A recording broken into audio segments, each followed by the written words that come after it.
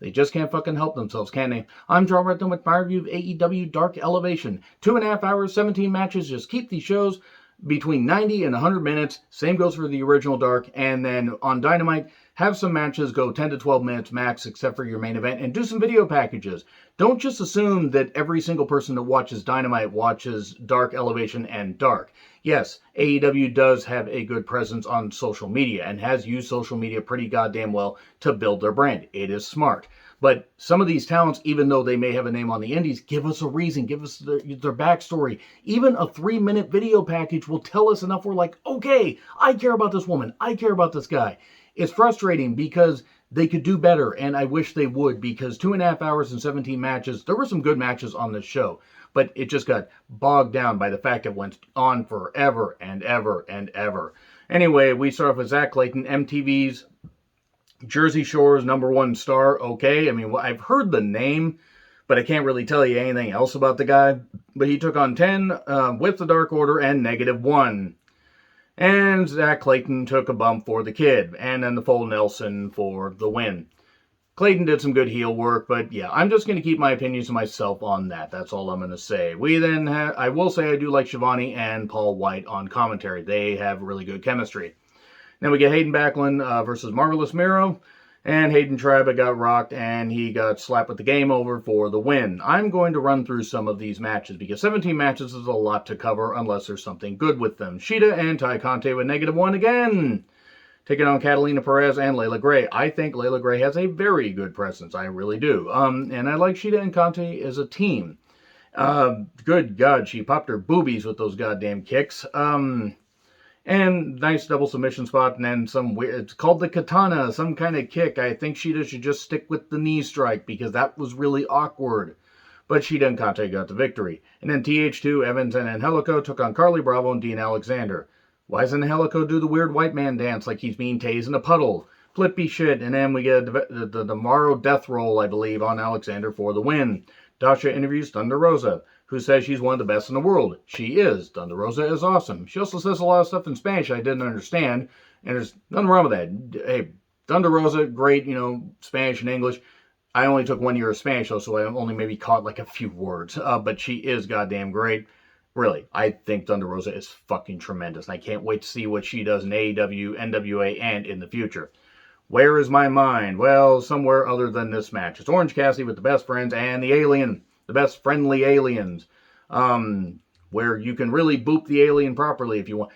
I don't get the alien thing at all. So yeah, Orange Cassidy took on John Skyler. Skyler did hit a nice, spear through the ropes. That was actually kind of cool. The action wasn't bad. I just don't care for Orange Cassidy. He hits Beach Break. Do for the victory. And you gotta give the people what they want. That's for one of my friends that always says that to me. So then we get a video package on Sean Dean. He joined the Navy right after 9/11, and you can definitely tell that he grew up. He grew up, dealing with a whole lot of stuff in the serving in the military. Credit to him. Credit to anybody who serves in the military. It's got to be tough doing that. Tougher people than I could ever be. Then he played arena football. He started wrestling at age 29, 30. And then, basically had to, he still was raising his family and everything. He had a daughter, but he wanted to build a better life for his family. So he went to Atlanta, had a job. He was still wrestling. He got the AEW job right after he lost his other job. And that's good. Sean Dean seems like a very good talent, and hopefully they will feature him well. I like the idea of, him having, him and Lee Johnson actually as a team, I think would be, they'd be pretty good. They'd be dynamite, ironically. I actually think they would be a good team, and I hope that Sean Dean can be featured a little more. This is the kind of stuff they should be doing on Dark Elevation. If you're going to make your show 2 hours, at least make 20 minutes of it video packages. Like, here's the reason why you care about these guys. Because they got enough people in the Nightmare Factory and everything, so why not feature them and, tell us more about them? Anyway, we then, Excalibur joins commentary for Danny Limelight versus Kanazuki Takshita.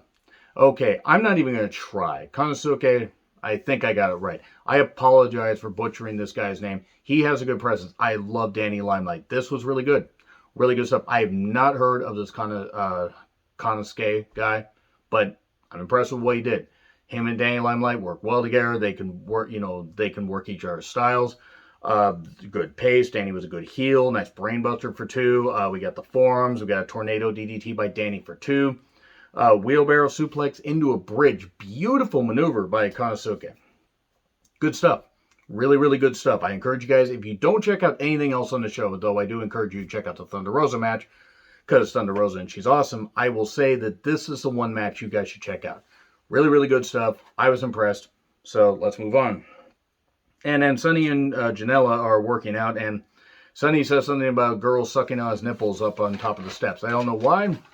I don't know why, and I don't know why in the world they couldn't or Sonny couldn't have done that, because it wasn't like their match was coming up anytime soon. Their match didn't come up for like another hour.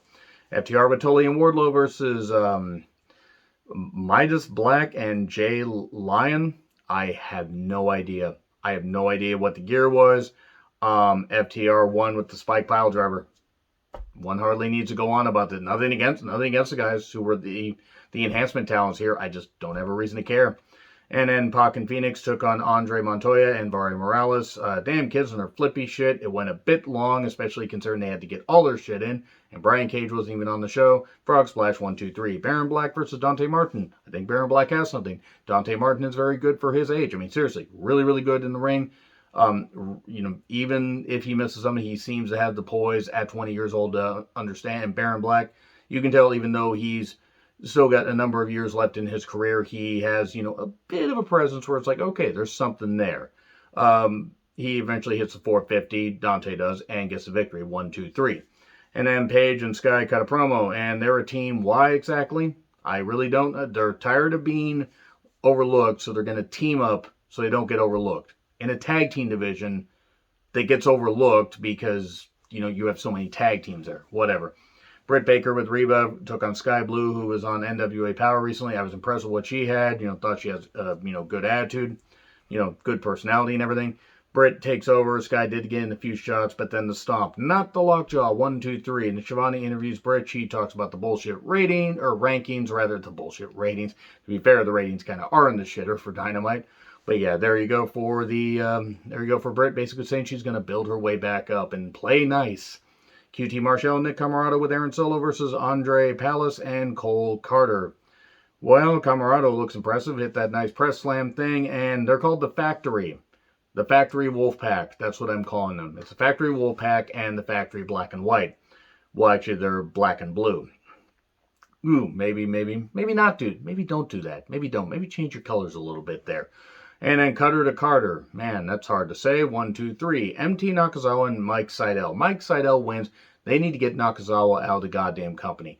Just pay him to sit at home. He does not serve a purpose. This is stupid comedy. He tries to hit him with a matchbook, or a mock book rather, Mach 5, and then runs out of there. Phoenix and Pac talk about the Bucks, facing the Bucks on Wednesday. Shanna took on Layla Hirsch. Layla Hirsch tapped out Shanna pretty easily. That was actually, nice to see. Maybe Shanna will not want the borders closed to certain people and will get her head out of her goddamn ass.